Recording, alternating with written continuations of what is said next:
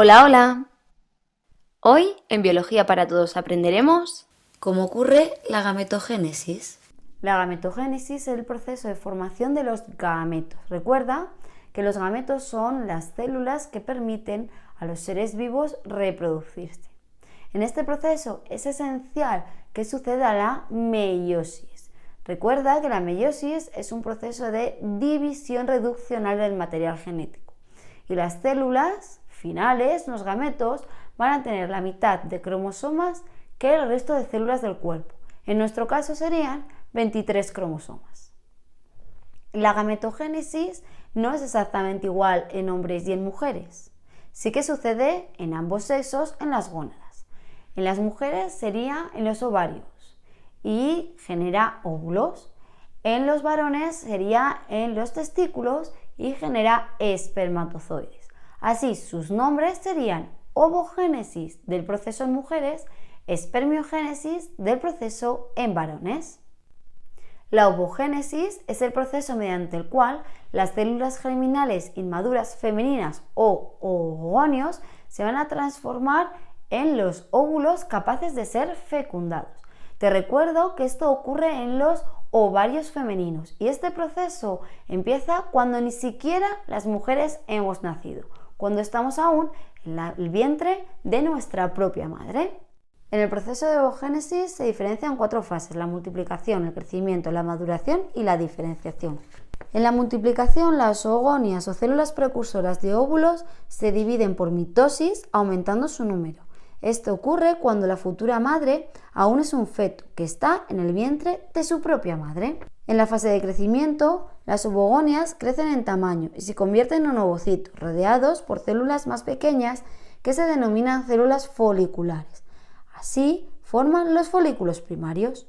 Esto ocurre cuando la futura mujer aún es un feto que está en el vientre de su madre. En la fase de maduración, los ovocitos sufren la meiosis, proceso que consta de 2 divisiones sucesivas. La primera parte de la división meiótica 1 sucede cuando la futura mujer aún es un feto que está en el vientre de su madre, hacia el tercer mes de vida, formando un ovocito primario. Luego, el proceso se detiene en este punto hasta que 12 años después, aproximadamente, se reinicie con los ciclos ováricos y uterinos. Los ovocitos primarios están detenidos, por tanto, en la profase 1 de la primera división meiótica y, por tanto, aún son células diploides con 46 cromosomas. Esa profase, como ya hemos dicho, se queda paralizada y el ovocito primario permanece en ese estado hasta que se alcanza la pubertad. Así pues, en el momento del nacimiento, la niña cuenta en sus ovarios con un número fijo de ovocitos primarios, unos 400.000, aunque solo 400 o 500 llegarán a convertirse en óvulos.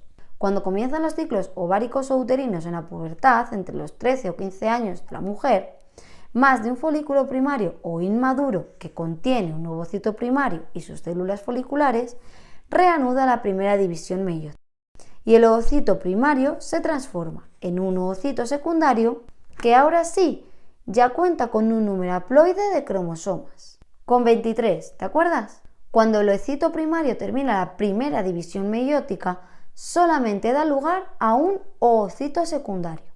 La otra célula que debería aparecer tras esta división meiótica se convierte en un cuerpo polar que no servirá para nada.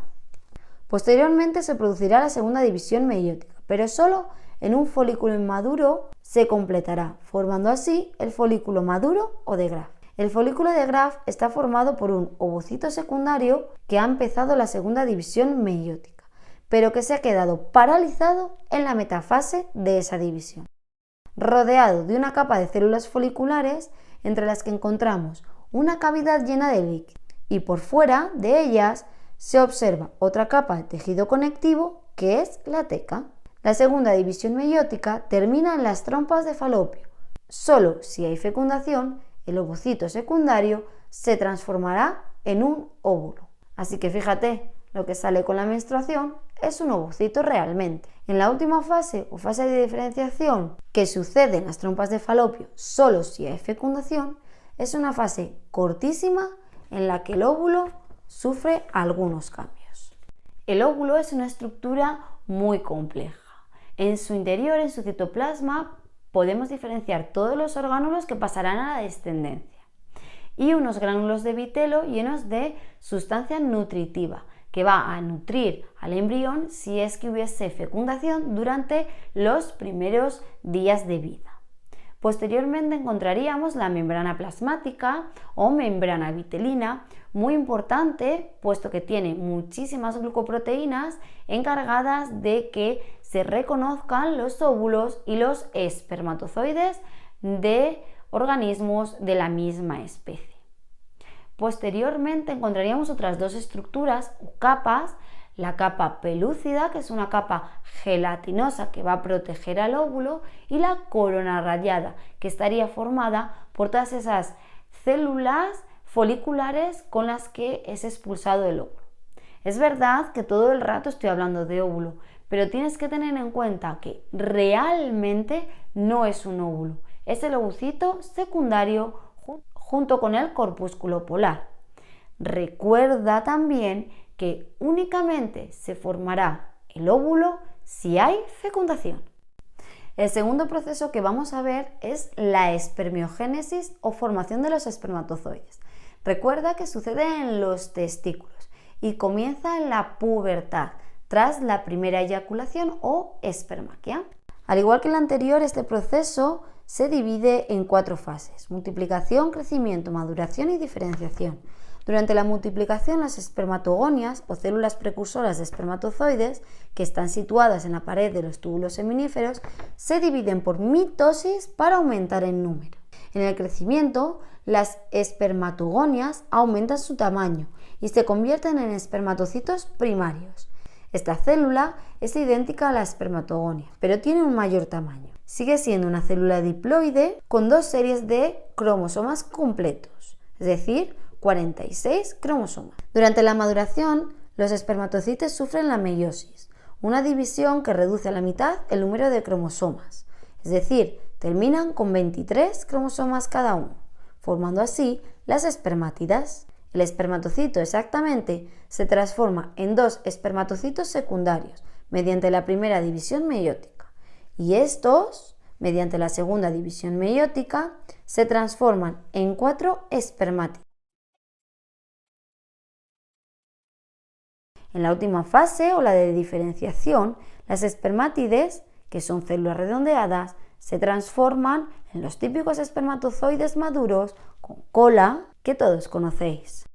Los espermatozoides son células en las que se pueden diferenciar 3 zonas: la cabeza, el cuello y la cola.